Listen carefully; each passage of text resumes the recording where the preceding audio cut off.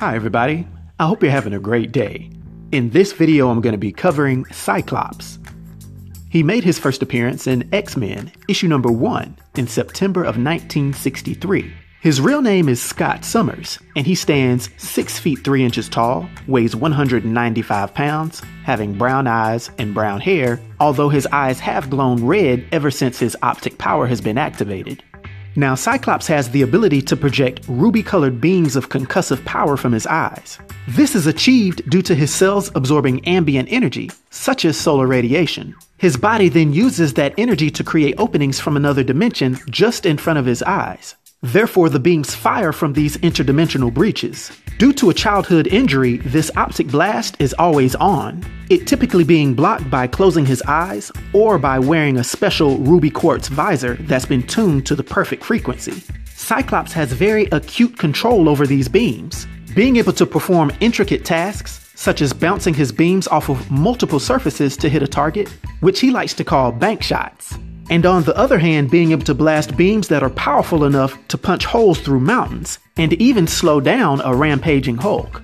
He's also been shown to be resistant to the effects of his own powers, as well as the powers of his brother Havok, although neither of the two are resistant to the powers of their villainous brother Vulcan. He has, however, been shown to be resistant to telepaths, due to his many years of being in intimate relationships with very powerful telepaths. And although Scott has no other superhuman abilities per se, such as strength and durability, he is noted as being in peak physical condition and being an expert martial artist, also displaying a proficiency in piloting and strategy.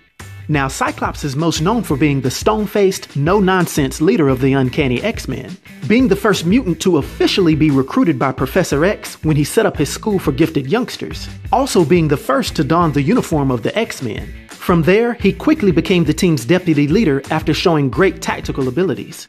Now, Scott's backstory originally showed him being the eldest of 2 sons raised in the household with Air Force Major Christopher Summers, who would later be known as Corsair, and his wife Catherine Ann Summers. One day when their private plane was attacked by a Shi'ar starship, their mother pushed Scott and his brother Alex out of the burning plane with the one parachute that they had. Both of the brothers survived, but were injured, Scott actually hitting his head and falling into a year-long coma. This is the injury that eventually kept him from controlling his powers once they developed. His brother Alex, aka Havok, ended up in an orphanage far away from him, thus causing them to lose contact for many years. They would later join back up though, when Havok developed his powers and joined the X-Men as well. They would soon go on to learn that they had another brother named Gabriel, who had become the very powerful conqueror Vulcan. But before his X-Men days, during his mid-teens, Scott developed very bad headaches. And this was a sign of his mutant powers emerging, which one day unintentionally blasted out and severed a crane at a construction site. And although he was barely able to save the crowd below him by firing another blast, he fled the scene and went into isolation. This led him into an unfavorable partnership with a mutant criminal named the Living Diamond. Lucky for Scott, Professor X eventually learned about him and saved him from this lifestyle, inviting him to join him at his school. Once there, Scott adapted well and ended up falling in love with his teammate Jean Grey. But after her apparent death, he unwittingly married her clone, named Madelyne Pryor, and the two of them had a son named Nathan, aka Cable.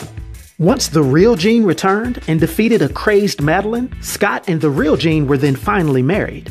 But after tragedy struck and Jean passed again, Scott developed a strong relationship with Emma Frost. Around this time, he also took over from Professor X as the leader of the X-Men. Cyclops would then go on to be one of the few mutants to keep his powers after the M-Day event, gathering mutants from around the world on a Pacific island that he named Utopia. It's later shown that when the Phoenix Force returned to Earth, Cyclops became one of the Phoenix Five.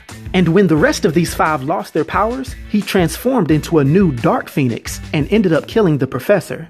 When Cyclops did get his mind right, he was overwhelmed with grief and allowed himself to be arrested. But he would later break out and form his own group to lead the mutant revolution. His experience with the Phoenix Force left his optic blasts vastly more powerful, but in turn his power was more unstable, as well as his emotions. Now, due to his powers and abilities, and his influence on the Marvel Universe, for my 1 to 10 rating, I'll give Cyclops a rating of 8, which is an unforgettable rating. I hope everyone enjoyed this video. I'll talk to you next time. Be sure to like and subscribe to The New Sage.